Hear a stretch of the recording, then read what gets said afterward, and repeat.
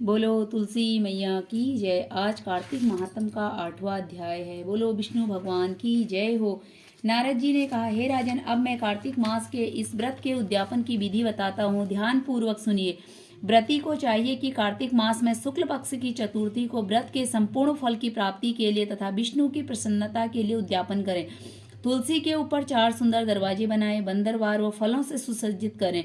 चंवर से सुशोभित मंडप बनाए। चारों दरवाजों पर मिट्टी से बने हुए पूर्णशील, सुशील, जय, विजय 4 द्वारपालों को अलग अलग बिठाएं। तुलसी जी की जड़ों में 4 रंगों द्वारा सहस्त्र चक्र बनाए। उसके ऊपर पंचरत्न नारियल रखें और शुद्ध वस्त्र से कलश को ढकें। फिर भगवान विष्णु का पूजन करें। द्वादशी को भगवान विष्णु जागे थे। त्रयोदशी को देवताओं ने उनके दर्शन किए थे।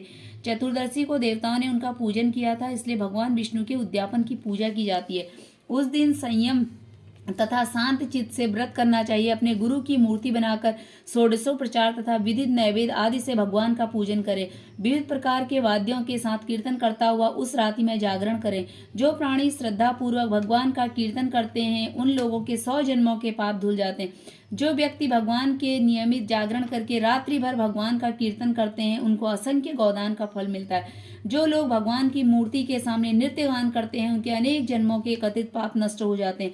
जो लोग भगवान के सम्मुख बैठकर कीर्तन करता है और बंसी आदि बजाकर भगवत भक्तों को प्रसन्न करता है और भक्ति से रात्रि भर जागरण करता है, उसे करोड़ों तीर्थ करने का फल मिलता है। पश्चात पूर्णमासी को अपनी पत्नी सहित 30 वेद पाठी ब्राह्मणों को या केवल एक ही श्रेष्ठ ब्राह्मण और उसकी पत्नी सहित बुलाए, उन्हें खीर आदि का मधुर भोजन कराएं तथा यथाशक्ति दक्षिणा दें, क्योंकि पूर्णमासी को ही भगवान ने अपने भक्तों को वरदान दिया था और मत्स्य रूप धारण किया था। अतएव उस दिन जो दान, हवन, जप आदि भगवान विष्णु के निमित्त किया जाता है, वह अक्षत फल को देने वाला होता है।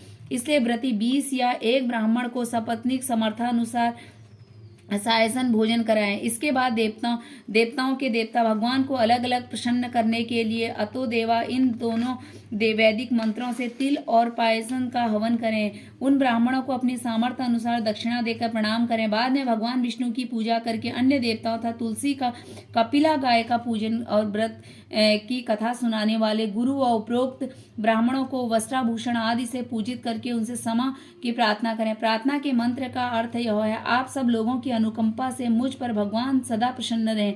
इस व्रत को करने में मेरे 7 जन्मों के किए हुए पाप नष्ट हो जाएं और मेरी संतान चिरंजीव बनी रहे। इस पूजा के द्वारा मेरी सभी इच्छाएं पूर्ण हो। मेरी मृत्यु के बाद मुझे अतिशय दुर्लभ विष्णु लोक प्राप्त हो। व्रत करने वाला इस प्रकार ब्राह्मणों से क्षमा की प्रार्थना करे और उनको प्रसन्न करके विदा करके पूजा की सारी वस्तुओं के साथ गौ भी गुरु को दे। पश्चात घर वाले और मित्रों के साथ आप भोजन करें। कार्तिक और माघ मास के उद्यापन के नियम इसी प्रकार बतलाए गए हैं। इस तरीके से जो प्राणी कार्तिक मास का व्रत और उद्यापन करता है, वह पाप रहित होकर मनवांछित कामनाओं को प्राप्त करता है, अतः मुक्ति से आनंद को भोगता है। तीर्थ दान तथा सब व्रत करने से जो फल मिलता है, उसे करोड़ गुना अधिक पुण्य फल विधि पूर्वक कार्तिक मास का व्रत करने से मिलता है। वह मनुष्य धन्य है, वह पूजनीय है और उन्हीं का इस संसार में जन्म लेना सफल है, जिन्होंने कि भगवान विष्णु की पूजा करते हुए कार्तिक मास का व्रत किया है।